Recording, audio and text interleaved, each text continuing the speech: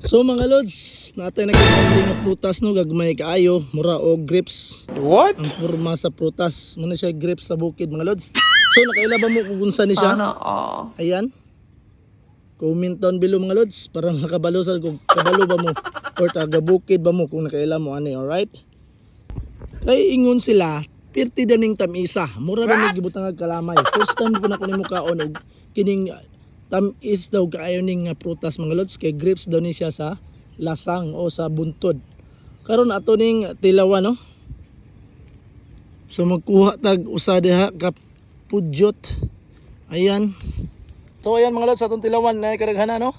Kaya ingon sila pirti daw ning tamisa, mura daw di kalaman. boy. Okay, with matching lantaw sa view diha sa dagat. Right, then magkaon ta ning grapes sa buntod. Nice. It tastes like cola.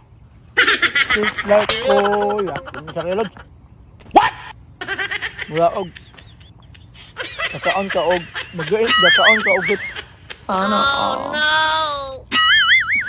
alay kan. Nailamigas.